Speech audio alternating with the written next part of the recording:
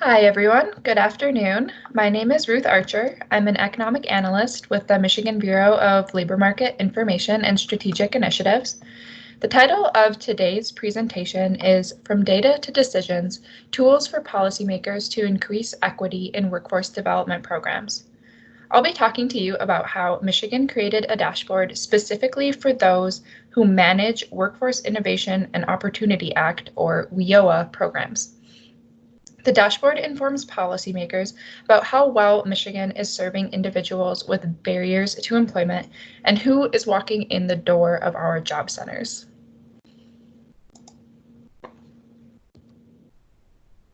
As I mentioned, I'm going to focus on the WIOA program dashboard that Michigan's Labor Market Information Group created in partnership with Michigan's Department of Labor. I'll give some background about how the dashboard came to be and give an overview about what's included in the dashboard. We'll then go into more detail about the data behind the dashboard and how it was developed. I'll give a live demonstration of the final product, and then we'll talk about some next steps that we have for the dashboard moving forward. So a little bit of background about how the dashboard came to be. Michigan's Department of Labor leadership recognized a lack of high-level information regarding who was being served by federal workforce programs in Michigan. WIOA created a renewed emphasis on individuals with barriers to employment. Department leadership and WIOA program managers wanted to know more about how these individuals were served within their federal workforce programs. To accomplish this, we wanted to create an accessible, interactive dashboard to give leadership the information that they needed regarding the participants being served by different programs. Additionally, leadership was interested in knowing about the outcomes for the groups being served. Ideally, we wanted the high-level view to include the ability to further break down the data for specific groups. For example, the outcomes for federal workforce participants based on key demographic categories, such as their barriers to employment. The result of this goal was the WIOA program dashboard. The dashboard was created prior to the COVID-19 outbreak, but the information that it provides regarding those who have been served by workforce programs has become even more crucial. Certain measures will be taken to help ensure that the dashboard will address the needs created by COVID-19, and I'll talk a little bit more about that later in our presentation. We began the development of the dashboard with the understanding that it would be organized by WIOA program. Within each of these programs, you would see high-level demographic information, such as a breakdown of gender, age, barriers to employment, and so on. Outcome information would also be available by program using metrics such as the employment rate and median wage 2 and 4 quarters after exit. So this would allow for a deeper understanding about the demographics and outcomes within a program based on categories such as barriers to employment. We also included the ability to directly compare demographic information in the WIOA programs and across programs. Next, I'll talk a little bit about the data that informs the dashboard. Federal workforce program participant data in Michigan is recorded into a case management system called OSMIS, or the One-Stop Management Information System. This is a system that is unique to Michigan. The system allows case managers to see individual data elements about workforce program participants, but there lacked a high-level view about who is being served. So we started with these individual participant level records from OSMIS, and these records were then linked with the administrative UI wage records, which gave a full picture about an individual's demographic information, their employment history, as well as their wage history. Timeframes that were selected to be displayed in the dashboard were chosen based on the program year that had the most recently available data. So when this went into development in fall of 2019, that meant for demographics, that was program year 2018, or quarter 3 of 2018 to quarter 2 of 2019. And for outcomes, it was program year 2017, which meant quarter 3 of 2017 to quarter 2 of 2018. The reason why the outcomes data is from program year 2017 is due to the metrics that are used. The employment rate and the median wage are measured 2 and 4 quarters after a participant exits a program. As a result, there's a 1-year delay before the outcome measures can be accurately reported. To put it simply, demographics are displaying who walked into the door and registered in program year 2018, and the outcomes are who walked out the door and exited in program year 2017. We also receive regular data extracts from Osmos, which we then manipulate in Python. To develop the dashboard, we use Power BI software to create an interactive dashboard that would be able to be published to the web and viewable externally.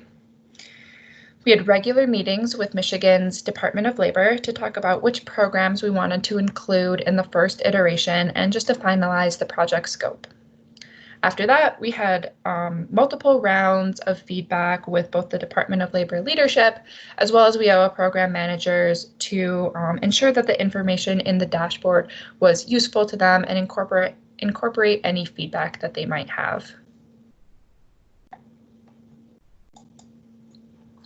Next, I will give a live demonstration of the dashboard.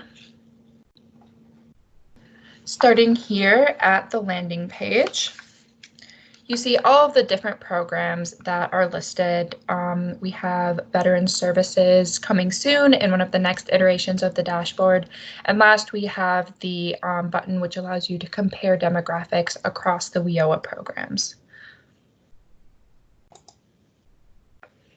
Starting with the Wagner-Pizer program, we can see that there were 251,837 total registrations during program year 2018. We have a little data note at the bottom just to be clear about the time frame that we're talking about.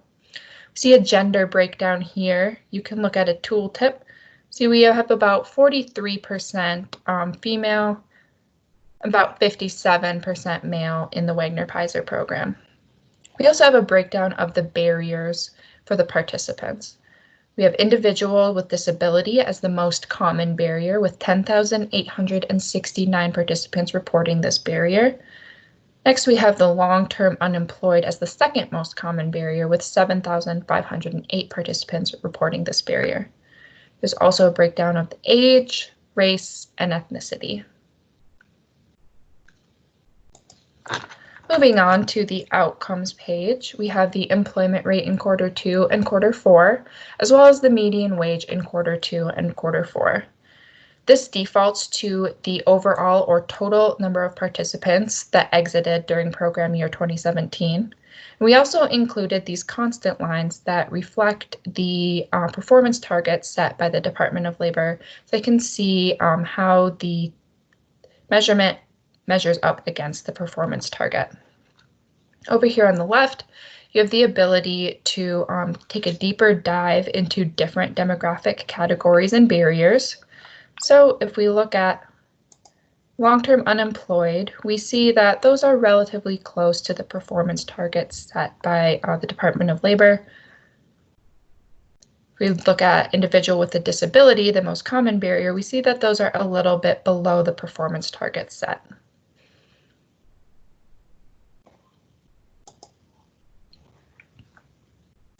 Looking at the WIOA adult program, we see that there are considerably less participants than there were in the Wagner-Pizer program at 8,457 registrations in program year 2018.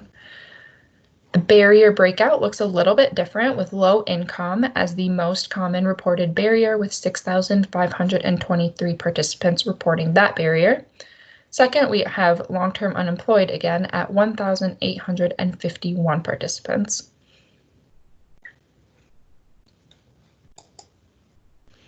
If we look at the outcomes again, we have the employment rate and median wage with the performance targets specific to the WIOA adult program on these graphs. Again, this is the overall outcomes for those who exited in program year 2017, and we can look at specific barriers again and see how those groups are performing.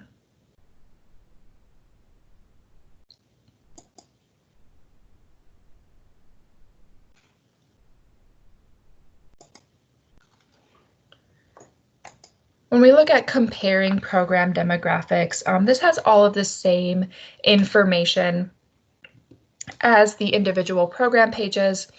Some of it is just visualized a little bit differently. We have the adult program displayed here. If we select the dislocated worker program as well, we see, for example, when we compare gender demographics, we see that dislocated worker skews a little bit more male, whereas the adult program skews a little bit more female. Looking specifically at the barriers, this allows us to see the differences in barriers to employment across programs and the individuals we're serving. So if we look at low income, we see that there's a higher percentage of low income individuals in the adult program than the dislocated worker program. The same is true for long-term unemployed. So there's a higher percentage of individuals with that barrier in the adult program as compared to the dislocated worker program.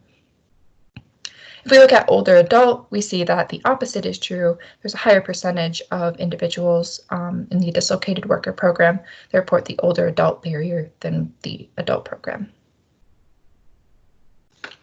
So this entire dashboard is really set up to allow leadership the ability to see who they're serving, how that differs across the different WIOA programs, and how well they're serving individuals with specific barriers to employment. Viewing the outcomes and the demographics regionally is one of the next steps that we would like to take with this dashboard. So there are 16 workforce development regions across Michigan, and being able to look at those regions, look at how the outcomes and demographics differ, how different regions are serving their populations, is something that we would like to incorporate in the future in the dashboard. Additionally, we'd like to include more WIOA titles, for example, adult education or vocational rehabilitation. The first iteration included those that we had the most accessible data for, but we would like to include more WIOA titles in the future.